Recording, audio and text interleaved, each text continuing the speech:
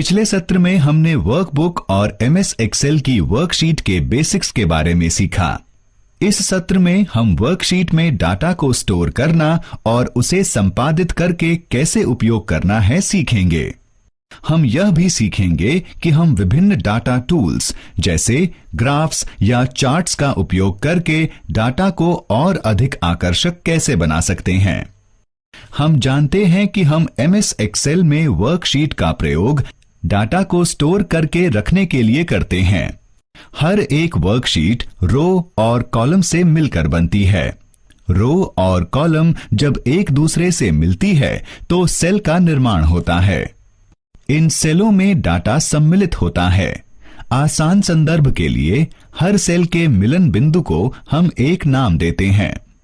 उदाहरण के लिए वो सेल जो कॉलम ए और रो 5 में होता है A5 सेल के रूप में जाना जाता है। यह नाम रिबन के नीचे नाम बॉक्स में प्रदर्शित होता है।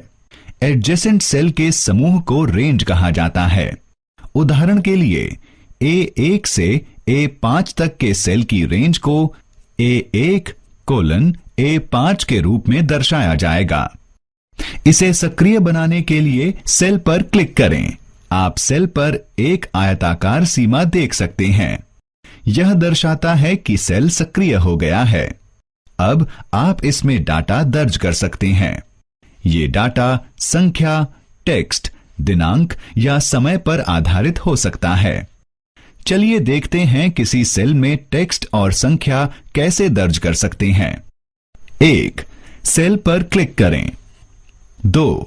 जो संख्या या टेक्स्ट आप दर्ज करना चाहते हैं लिखें।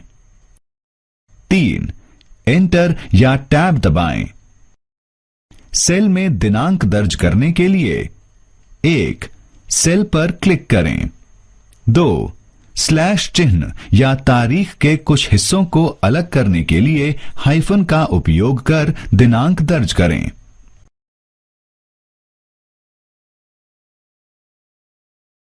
3.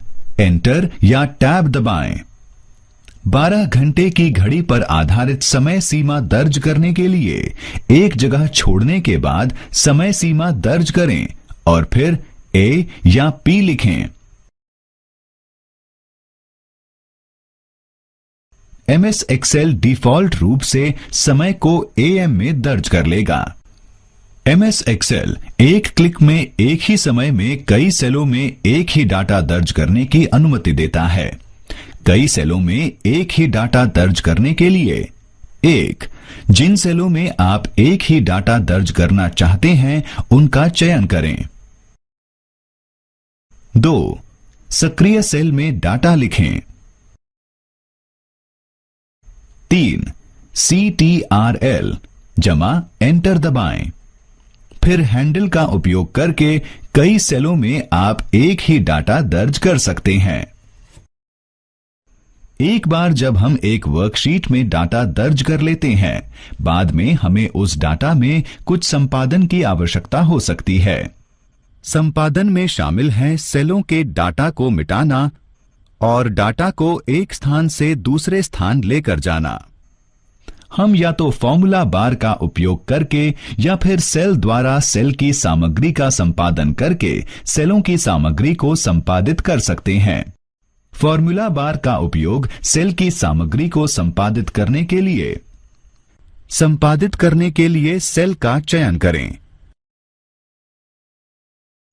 रिबन के नीचे मौजूद फॉर्मूला बार पर क्लिक करें।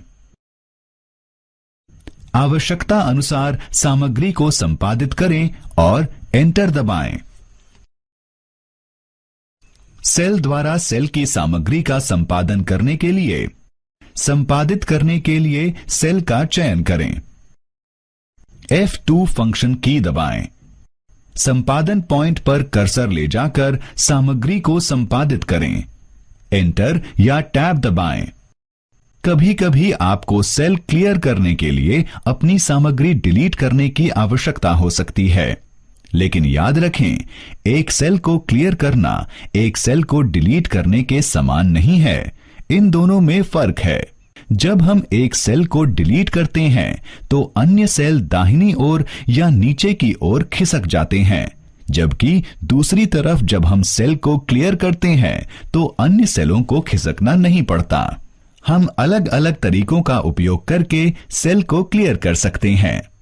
शॉर्टकट मेन्यू का उपयोग सेल को क्लियर करने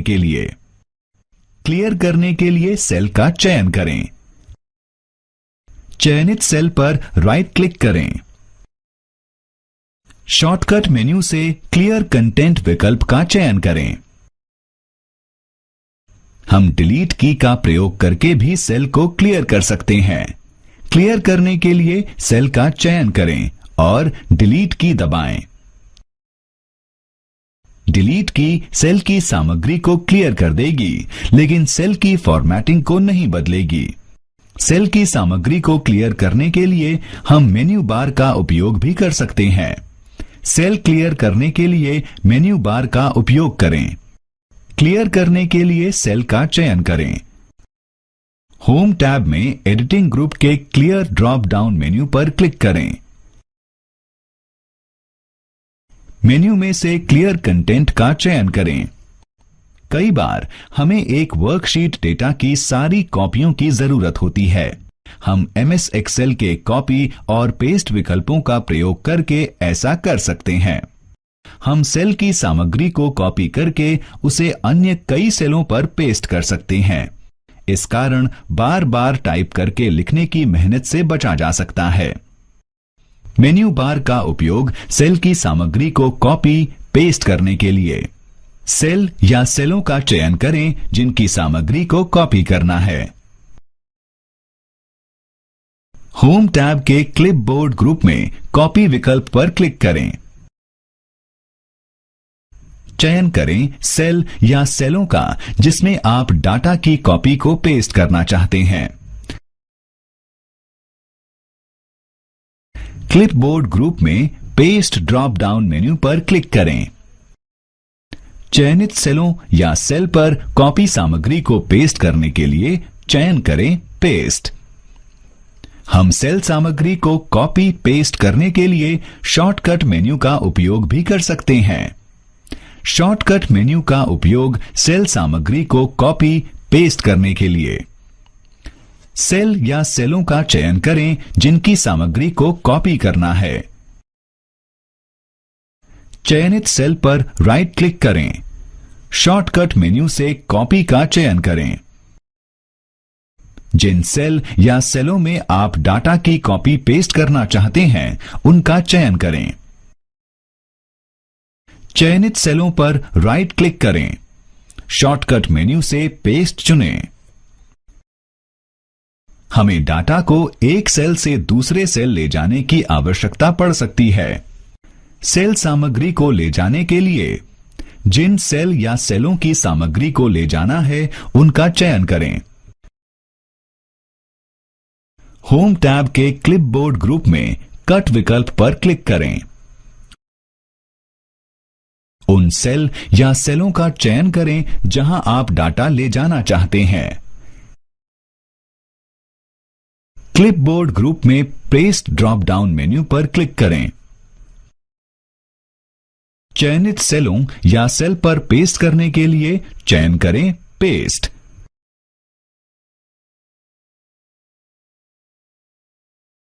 सेल सामग्री को ले जाने के लिए हम शॉर्टकट मेन्यू का प्रयोग भी कर सकते हैं।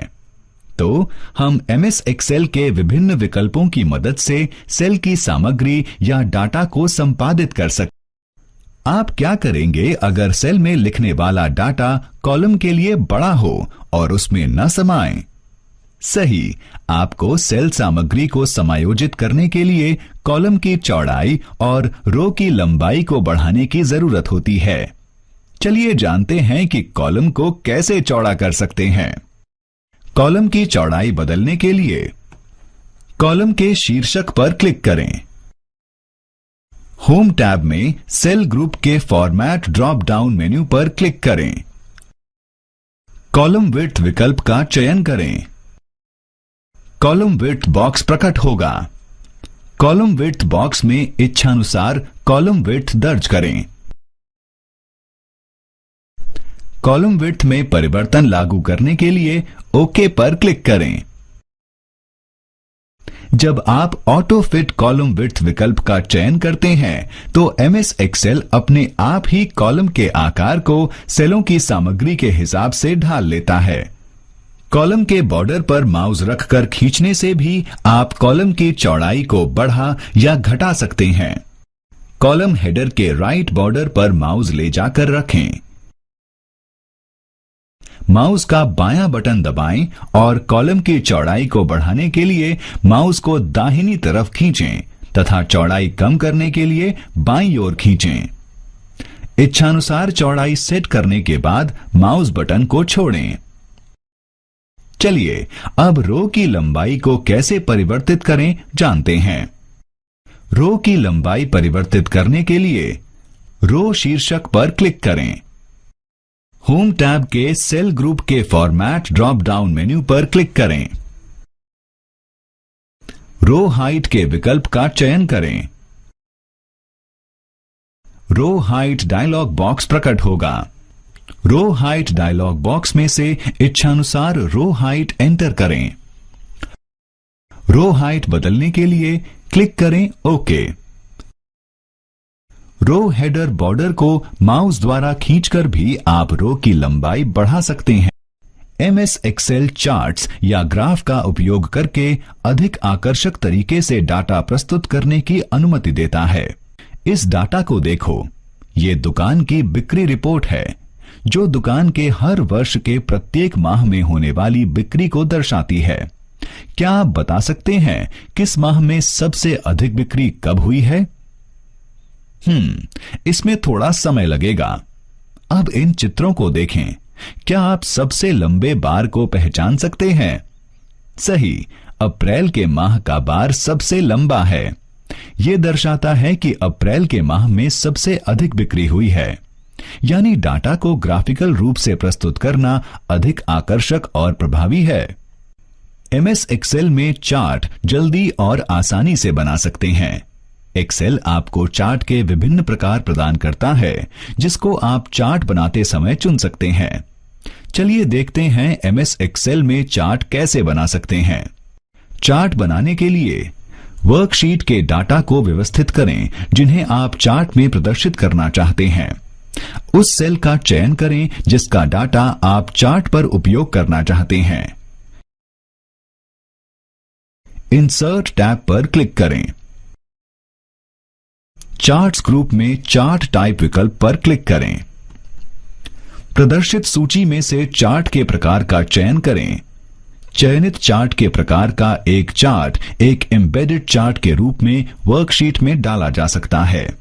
जब आप चार्ट बनाते हैं तो डिजाइन, लेआउट और फॉर्मेट टैब्स रिबन में प्रदर्शित होते हैं। इन टैब्स के विभिन्न विकल्प आपको चार्ट को संशोधित करने की अनुमति देते हैं।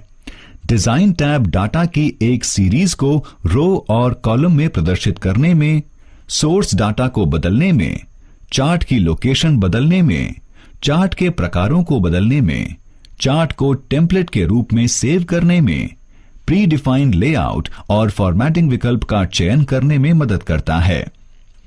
लेआउट टैब आपको प्रदर्शित चार्ट के तत्वों को बदलने जैसे टाइटल और डाटा केबल्स, ड्राइंग टूल्स का उपयोग, टेक्स्ट बॉक्स और पिक्चर्स को चार्ट में जोड़ने की अनुमति देता है। फॉर्मेट टैब आपको रंग भरने, लाइन स्टाइल बदलने और चार्ट में स्पेशल इफेक्ट्स जोड़ने में मदद करता है। तो इन सभी का उपयोग करके हम चार्ट को और अधिक ध्यान आकर्षक और प्रस्तुति के योग्य बना सकते हैं। चार्ट बनाने के लिए वर्कशीट के डाटा को व्यवस्थित करें जिन्हें आप चार्ट में प्रदर्शित करना चाहते हैं। उस सेल का चयन करें जिसका डाटा आप चार्ट पर उपयोग करना चाहते हैं। इंसर्ट टैब पर क्लिक करें। चार्ट्स ग्रुप में चार्ट टाइप विकल्प पर क्लिक करें। प्रदर्शित सूची में से चार्ट के प्रकार का चयन करें। चयनित चार्ट के प्रकार का एक चार्ट एक एम्बेडेड चार्ट के रूप में वर्कशीट में डाला जा सकता है। चार्ट बनाने के लिए वर्कशीट के डाटा को व्यवस्थित करें जिन्हें आप चार्ट में प्रदर्शित करना चाहते हैं। इंसर्ट टैब पर क्लिक करें। चार्ट्स ग्रुप में चार्ट टाइप विकल्प पर क्लिक करें। प्रदर्शित सूची में से चार्ट के प्रकार का चयन करें। चलिए संक्षेप में इस विषय पर चर्चा करते हैं। एक वर्कशीट में रो और कॉलम के मिलन बिंदु को सेल कहा जाता है। हर सेल के मिलन बिंदु को एक नाम दिया जाता है। एडजेसेंट सेल के समूह को रेंज कहा जाता है। MS Excel auto fill feature प्रदान करता है जो श्रृंखला में से एक पैटर्न या डाटा का पालन करके सेलों को स्वचालित रूप से भरता है। जब आप ऑटो फिट कॉलम विड्थ विकल्प का चयन करते हैं तो एमएस एक्सेल अपने आप ही कॉलम के आकार को सेलों की सामग्री के हिसाब से ढाल लेता है।